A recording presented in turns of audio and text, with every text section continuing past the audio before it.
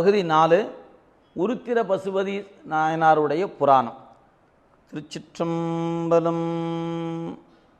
நியூஸ்7 தமிழ் பக்தி யூடியூப் நேயர்களுக்கு வணக்கம். நாம் நாயன்மார்கள் வரலாற்றை சிந்திக்கின்ற நிலையில் இன்று உருத்திர பசுபதி நாயனாருடைய புராணத்தை சிந்திக்க இருக்கின்றோம். நம்முடைய நம்பி ஆரூரர் பெருமான் திருத்தொண்ட தொகையில் போற்றுகின்ற பொழுது முருகனுக்கும் உருத்திர பசுபதிக்கும் அடியே என்று போற்றுகிறார். உருத்திர பசுபதியார் என்பது நம்முடைய நாயனாரை போற்றுகிற தொடராக அமையப்பெற்றிருப்பது. காவிரி பாய்ந்து வளம் தருகிற சோழ நாட்டில் திருத்தலையூர் என்ற ஒரு ஊர். அந்த ஊரில் மிகச்சிறந்த நிலையில் அந்த ஊரினுடைய இயற்கை அழகு அமையப்பெற்றிருக்கிறது. அதில் வேள்வி தீ தொடர்ந்து வளர்க்கக்கூடிய ஊராக இருப்பது.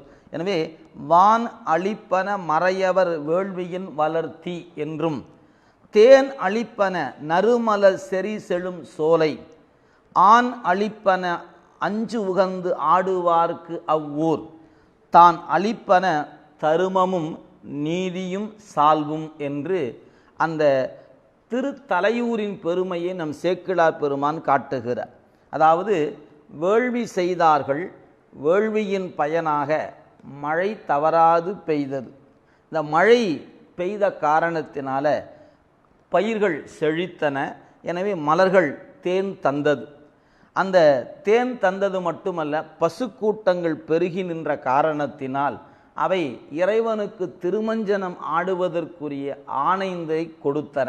இத்தகைய சிறப்புகள் கொண்டிருக்கிற அந்த ஊரில் தருமம், நீதி, சால்வு இவை எவ்வாறு இருந்தன? அது தழைத்து ஓங்கி நின்றது. அத்தகைய சிறப்புக்குரிய அந்த தலத்தில் மறையவர் குலத்திலே வந்து அவதரிக்கின்றார் நம்முடைய உருத்திர பசுபதியார். அவருடைய பெயரை சொல்லும் பொழுது செங்கண்மால் விடையார் செலும் பொன் மலை வள்ளி பங்கானார் அடிமைத்திறம் புரி பசுபதியார். இந்த பசுபதியார் என்று அவருடைய திருநாமத்தை சொல்லுகிறார். நம்முடைய சைவ நெறியில் இறைவனுக்கு பதி என்று பெயர், ஆன்மாக்களுக்கு பசு என்று பெயர். எனவே பசுபதி உயிர்கூட்டத்தின் தலைவன் என்று இறைவனை குறிக்கப் பெறுவது. அந்த வகையில் பசுபதியார் என்ற திருநாமம் உடையவர். இவர் அந்த வடமொழி மந்திரங்களில் உருத்திரம் என்கிற ஒரு மந்திரம், இது அந்த வடமொழி மந்திரத்தை சொல்லக்கூடியவர்கள் சொல்லுவதில் சிறந்த இடத்தை பெற்றிருப்பது உருத்திர மந்திரம். அந்த மந்திரத்தை தொடர்ந்து சிந்திக்கக்கூடிய பெருமை உடையவர் நம்முடைய நாயனார். இந்த உருத்திர மந்திரம் என்பதனுடைய கருப்பொருள் என்ன அப்படின்னு கேட்டிங்கன்னா, இறைவன் எங்கும் இருக்கிறான், எல்லா பொருளிலும் கலந்து நிற்கிறான். எனவே அவனுக்குரிய தனித்தன்மை எல்லாவற்றையும் கடந்து நிற்பது.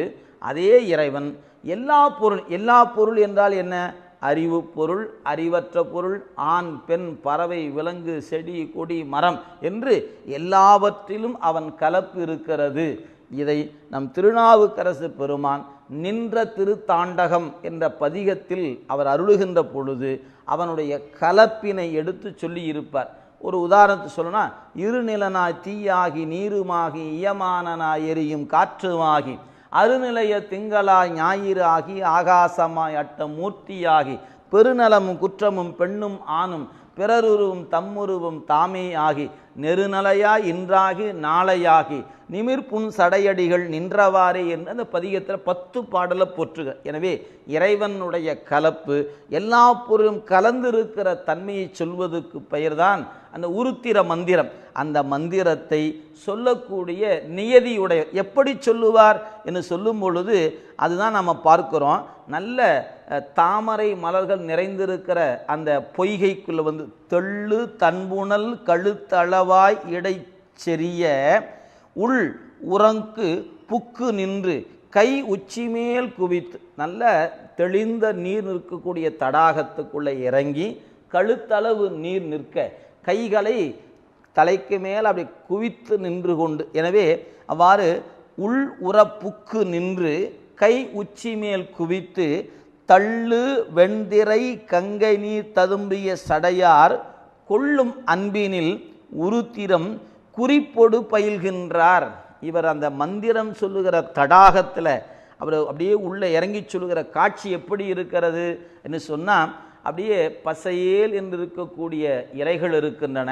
அதில் அந்த வெண்மணல் பரப்பு இருக்கக்கூடிய சூழல் மத்தியில் தாமரை மலர்கள் மலர்ந்திருக்க, நீர்நிலை என்பது குண்டம் போன்று இருக்க, அவற்றுள் தாமரை நெருப்பு போல நிற்க இவர் இந்த மந்திரத்தை சொல்லி கொண்டு நிற்கிறார். எப்படி சொல்லுகிறார் அப்படின்னு கேட்டால், அந்த சடை உடைய பெருமான் ஏற்றுக்கொள்ளும் வண்ணமாக மந்திரத்தை சொல்லுகிறார். அது சொல்லாதான் சொல்லுகிறார். சடையார் கொள்ளும் அன்பினில் உருத்திரம் குறிப்பொடு பயின்றார்.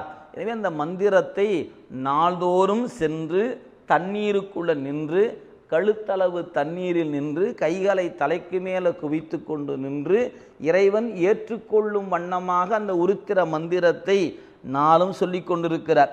அருமறை பயன் ஆகிய உருத்திரம் அதனை வருமுறை பெறும் பகலும் எல்லியும் வழுவாமே. இரவும் சொல்லுவார், பகலும் சொல்லுவார். இப்படி 2 நேரமும் சொல்லி திருமலர் புகுட்டு இருந்தவன் அணையவர் சில நாள் ஒருமை உய்த்திட உமை இடம் மகிழ்ந்தவர் உவந்தார். எனவே இவர் இரவும் பகலுமாக உருத்திர மந்திரத்தை சொல்லி சொல்லி சொல்லி இறைவனை வேண்டி நின்ற நிலையில் அம்மையை இடப்பாகமுடைய பெருமான் இவர் அன்பினை ஏற்று இவருக்கு அருள்பாலிப்பதற்கு உவந்தார் என்று காட்டுகிறார். அப்படி காட்டுகிற நிலையில் காதல் அன்பதம் அருந்தவ பெருமை கலந்த வேத மந்திர நியதியின் மிகுதியும் விரும்பி ஆதிநாயகர் அமர்ந்து அருள் செய்ய மற்றவர்தாம் தீது இலா நிலை சிவபுரி எல்லையில் சேர்ந்தார். இவர் இந்த மந்திரம் என்ற ஒன்றை சொல்லிய நிலையில் இவர் அன்பை ஏற்றுக்கொண்ட பெருமான் இவருக்கு அருள்பாலிக்கக்கூடிய வண்ணமாக சிவபுரி, இறைவன் இருக்கிற உலகத்துக்கு சிவலோகம் என்று சொல்வோம், அந்த சிவபுரி ஆதிநாயகர் அமர்ந்து அருள் செய்ய மற்றவர்தாம் தீது இலா நிலை சிவபுரி. அது என்ன தீது இலா சிவபுரி? எப்போதும் இன்பத்தை துய்த்து, அருள் இன்பத்தை ஆனந்தத்தை தூய்க்கக்கூடிய இடமாக இருப்பது சிவபுரி. அந்த சிவபுரி எல்லையை வந்து சேர்ந்தார் என்று காட்டுகிறார். நீடும் அன்பினில் உருத்திரம் ஓதிய நிலையால் ஆடு சேவடி அருகுற அணைந்தனர். எனவே உருத்திர மந்திரம் என்ற ஒன்றை சொல்லியே இறைவனுடைய திருவடி அடைந்த காரணத்தினால் அவருக்கு பாடுபர சீர் உருத்திர பசுபதியார் என்கிற திருநாமம் வாய்க்கப்பெற்றது என்று காட்டுகிறார். எனவே நம்முடைய நாயனார் திருத்தலையூரில் அவதரித்து பசுபதியார் என்ற நாமத்தோடு வாழ்ந்தவர். உருத்திர மந்திரம் கொண்டு அந்த மந்திரம் ஒன்றை இரவும் பகலும் நீர்நிலையில் நின்று அந்த பெருமானுடைய கருணை நினைந்து சொன்னதுனால உருத்திர பசுபதியா என்கிற திருநாமம் பெற்றார். இறைவன் திருவடி நீழலில் கலக்கிற பேறு பெற்றார் என்பதை சொல்லி நாம் நாளை மற்றொரு வரலாற்றோடு சந்திப்போம். அன்பர்கள் தொடர்ந்து நியூஸ் 7 தமிழ் பக்தி யூடியூப் சேனல் இணைந்திருப்போமாக. திருச்சிற்றம்பலம்.